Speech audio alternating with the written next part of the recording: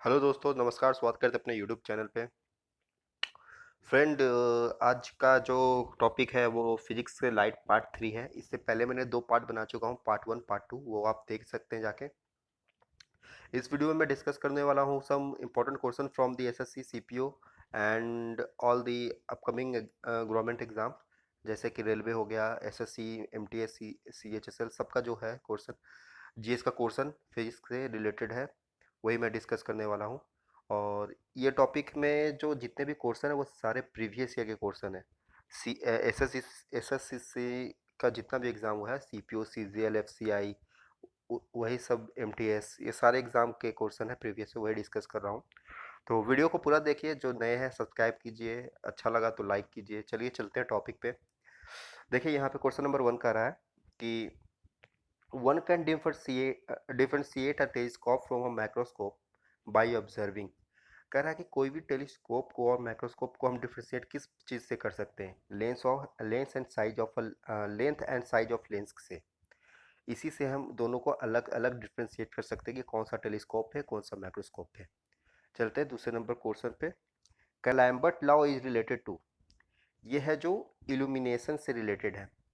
इसमें क्या है एक्सप्लेनेशन यहाँ पे देख लेते हैं। Lambert law is related to illumination of light. This law state that the luminous intensity of a perfectly diffusing surface in any direction is proportional to the cosine of angle between the direction of normal to the surface from which the surface appears equally bright from all the direction। ये था explanation था, इसको समझ लीजिएगा आप। चलते हैं दूसरे क्वेश्चन पे। ये देखिए, ये क्वेश्चन बहुत इंपॉर्टेंट है। Time taken by sun light to reach earth 8.3 minute. आपके एग्जाम में जब भी कोई भी क्वेश्चन आएगा ना, तो 8.3, 0.2 ऐसे ऑप्शन रहेंगे। 3 रहेंगे, यानी कि याद रखिएगा ये 3 है, तो आप एक डिजिट से याद रखिएगा कि 8.3 मिनट जाता है। कितना? 1.8.3 मिनट। और ऑप्शन में जब भी रहेगा ना, तो 8.3 समथिंग रहेगा, तो इसमें कंफ्यूज करने के लिए देता है, तो आप याद रखिएगा कि 8.3 होता है। यहाँ पे देखिए डिस्टेंस दिया हुआ है कि एवरेज डिस्टेंस होता है सन और अर्थ का, वो है 147 टू 152 मिलियन किलोमीटर। और स्पीड है लाइट का है जो अप्रोक्स 3 × 10⁸ मीटर/सेकंड होता है। इससे पहले क्वेश्चन में भी बताया था मैंने। और रेडियस ये दिया हुआ है, तो उससे टाइम कैलकुलेट करके आया है। टाइम 8.14 टू 8.42, ये 8.14 से लेके 8.4 तक 2 होता है, तो अप्रोक्स है जो 8.3 लिया गया है। अब आते हैं कि sunlight from sun reaches to us time nearly. यहाँ पे भी देखिए यही क्वेश्चन पूछा है, लेकिन अप्रॉक्स क्या था? 8.3 था, तो यहाँ पे ऑप्शन तो दिया नहीं है, तो 8 दिया हुआ है, तो 8 हो जाएगा। कह रहा है colour brightness defect can be corrected by using lens. Colour blindness किस लेंस से है जो हम लोग करेक्ट कर सकते हैं? तो वो होता है नन ऑफ दिस, क्योंकि कलर ब्लाइंडनेस है ना, ये नेट मीन्स ये कोई लेंस से नहीं होता है, ये एक नेचुरली रहता है, किसी में कलर में डिफ्रेंशिएट नहीं कर पाता है। तो वही यहाँ पे एक्सप्लेनेशन देखिए कि colour blindness is hereditary defect, ये बचपन से या मीन्स जन्म से ही रहता है। In this defected person can not differentiate between colour repeat, specially red, green and blue. ये तीनों में डिफ्रेंशिएट नहीं कर पाते हैं। आइए दूसरे क्वेश्चन पे। कह रहा है कि proto protanopia is a kind of a colour blindness in which defect person can't see the colour. All of this देखिए, यहाँ भी अभी कलर ब्लाइंडनेस के बारे में बताया था कि रेड, ग्रीन और ब्लू में है जो नहीं दिखता है, डिफ्रेंशिएट नहीं करता है कलर ब्लाइंडनेस में, तो डी ऑप्शन होगा। कह रहा है which gas is responsible for the depletion of ozone layer around the earth which protect us from the harmful ultraviolet रे। वो होता है chlorofluorocarbon, CFCS। Ozone is outermost atmosphere help us in absorbing the ultraviolet radiation। ये सब common question है, ये सब question आप लोग को पता होंगे क्योंकि आप बचपन से ये सब पढ़ते आ रहे हैं। From which ozone layer present in upper atmosphere prevent अस, वो है अल्ट्रावायलेट रे से, यूवी रे से हम लोग को ये बचाता है। 72 है ultraviolet UV radiation from sun does not reaches to the earth atmosphere due to the layer of ozone. एक ही क्वेश्चन को घुमा फिरा के आपसे पूछा गया है। यहाँ पे आप सब देख सकते हैं कि एसएससी सीजीएल 2011, 2011-15 में 2011 सब में पूछ चुका है ये सब क्वेश्चन। तो ये सब देख लीजिए, क्योंकि जो जो बार बार रिपीट किया वो इंपॉर्टेंट है, और यही सब क्वेश्चन रिपीट करते हैं एसएससी में। कह रहा है distance object are visual as a little out of focus in condition myopia. Myopia में होता क्या है, देखिए मायोपिया में क्या होता है, ये शॉर्ट साइडनेस होता है। इसमें पर्सन क्या होता है ना कि डिफेक्टेड पर्सन नियर ऑब्जेक्ट को बहुत अच्छा से देख सकता है, जैसे जो नियर रहेगा वो अच्छा से दिखेगा, जो दूर रहेगा उसको नहीं दिखता है, धुंधला दिखता है। ऐसा क्यों होता है, ऐसा इसलिए होता है क्योंकि जो इमेज होता है वो रेटिना के पहले बनता है। तो ये ऐसे क्या इसमें कौन सा लेंस हम यूज करते हैं, इसमें हम जो लेंस यूज करते हैं वो याद रखिएगा।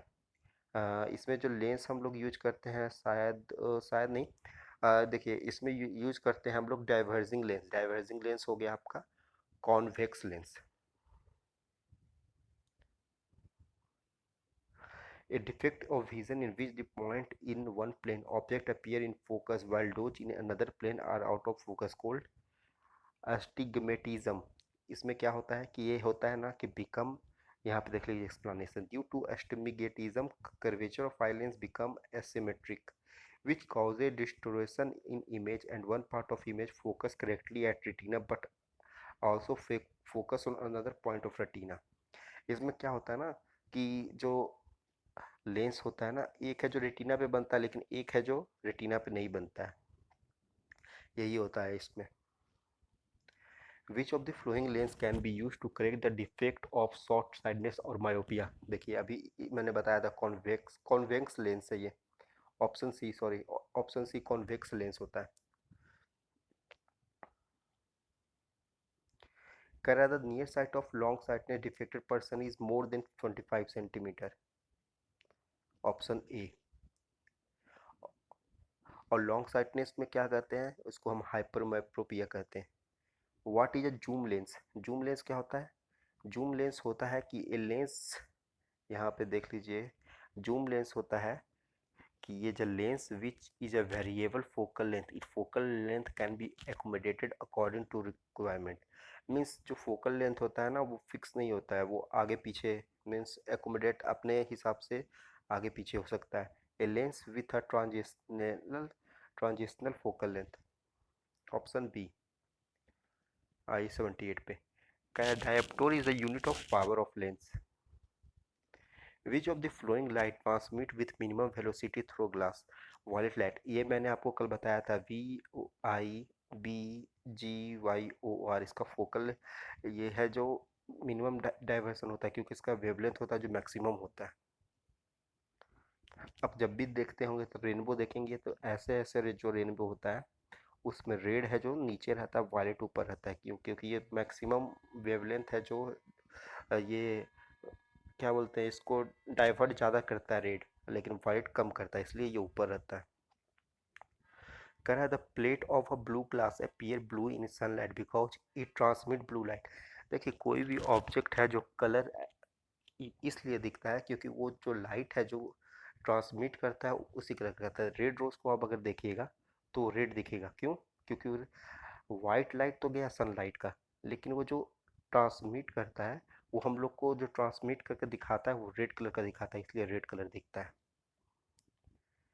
कह रहा था optical instrument which with the help of which distance object can be seen magnifying and with both eye, वो होता है टेलीस्कोप। कह रहा which famous scientist was the first to look at the night sky through a telescope.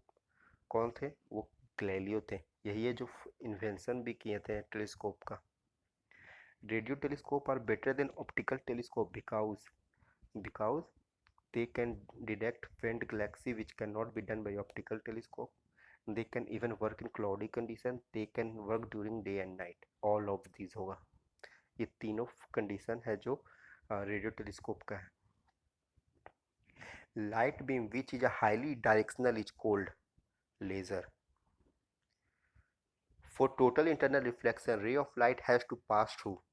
Total reflection में क्या होता है ना, टोटल इंटरनल रिफ्लेक्शन में होता है वो डेंसर से रेयर में जाता है, यानी कि ये वाटर है ये एयर है, तो यहाँ से जाएगा, इसमें क्रिटिकल एंगल 90 से कम रहेगा, यानी कि ये देखिए क्रिटिकल एंगल है ये 90 डिग्री होता है, इससे अगर कम रहा तो टोटल उसी रीजन से रिफ्लेक्ट कर दिया जाएगा, तो इसी को कहते हैं ग्लास से टू वाटर, ग्लास है जो डेंसर है, वाटर है जो रेयर है।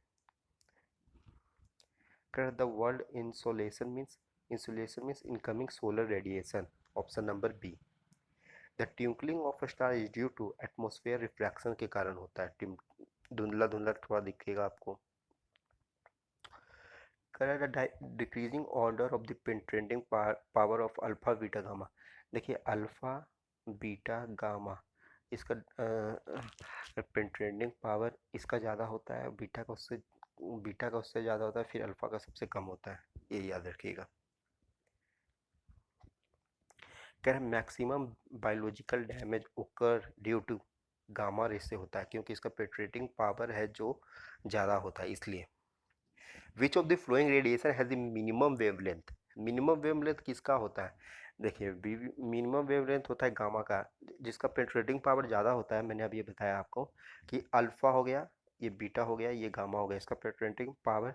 पेनिट्रेटिंग का मतलब होता है कि किसी भी चीज़ को तुरंत भेद के निकल जाना, इसका ज़्यादा होता है, तो इसका जो वेवलेंथ होगा वो कम होगा, ऐसे वेवलेंथ होगा। कह रहा है which of the following determine the sharpness of image in camera.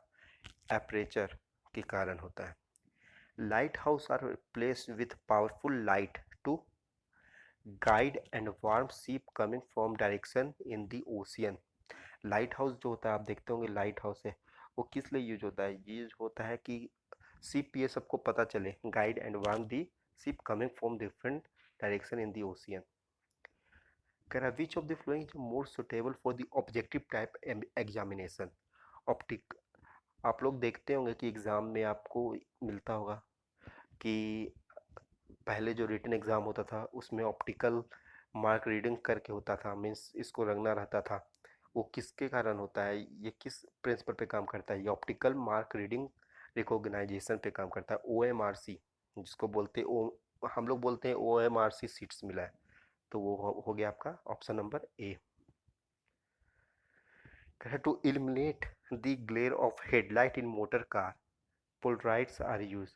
पोलराइड्स होता क्या है? Polaroids are use because after passing through polaroid light does not produce polarization. ये क्वेश्चन थे, 94 क्वेश्चन हो गया है लाइट का। इससे पहले का वीडियो में भी मैंने डाल दिया हूँ, जाकर आप देख सकते हैं। और यही था, इसके बाद नया टॉपिक कुछ चालू होगा। लाइट के बाद आपका वेव आएगा, वेव के बाद जितने भी एग्जाम में आए एसएससी के सारे क्वेश्चन मैं सॉल्व करूँगा, और इसका एक प्लेलिस्ट बना दूंगा मैं, वहीं सब जाके प्लेलिस्ट में आप जाके देख सकते हैं। तो ठीक है, थैंक यू फॉर वॉचिंग, और जो नए होंगे प्लीज़ सब्सक्राइब कीजिएगा। Thank you.